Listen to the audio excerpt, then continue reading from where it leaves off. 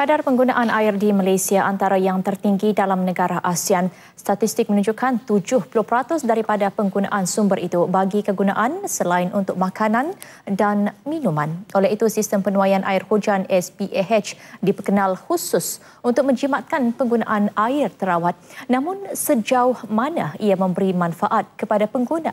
Ikuti laporan wartawan Kamal Firmansyah Kamaluddin sempena Hari Air Sedunia. Sistem penuaian air hujan SPAH yang dipasang di atas bumbung berfungsi memerangkap air hujan, dikumpul dalam tangki dan digunakan untuk aktiviti kurang penting. Ia bersesuaian dengan persekitaran negara ini kerana menerima taburan hujan tinggi sepanjang tahun.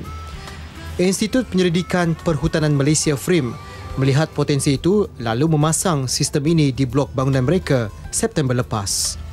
Prototipe sistem ini mempunyai sistem alur, 2 tangki 400 gallon, 1 tangki 200 gallon, penapis air dan pam air.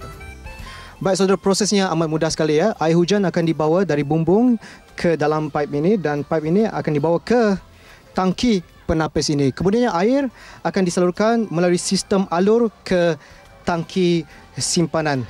Amat mudah sekali kerana ia hanya menggunakan sumber air hujan semula jadi dan tidak melibatkan sebarang kos. Dan untuk pengetahuan saudara ya, pam tandas penyumbang kepada penggunaan air paling tinggi dalam sesebuah bangunan ataupun rumah.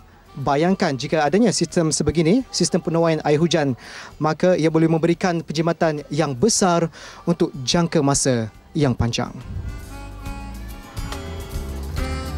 Nilai taburan hujan yang direkod di FRIM sebanyak 2,500 mm.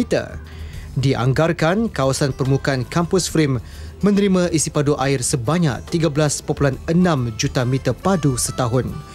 Ia mampu menjimatkan penggunaan 15 hingga 20 meter padu air terawat, iaitu 53% penggunaan air dalam sebulan. Keistimewaan sistem ini, dia boleh combination antara penggunaan air Sabah dengan penggunaan air hujan. Dia menggunakan one way valve. One way valve ini cuma dapat mengalir untuk satu aliran saja.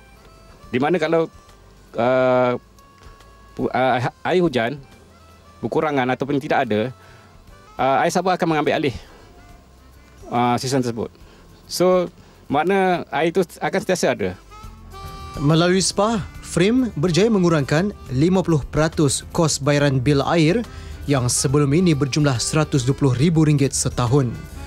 Justru badan itu berhasrat untuk memasang sistem SPAH di semua bangunannya dalam mencapai penjimatan penggunaan air sehingga 70% menjelang 2017.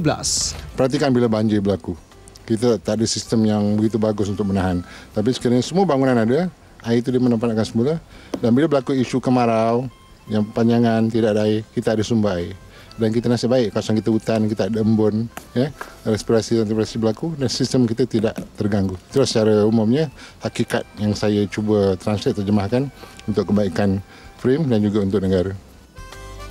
Kamal Firmansyah Kamaluddin melaporkan untuk Berita RTM.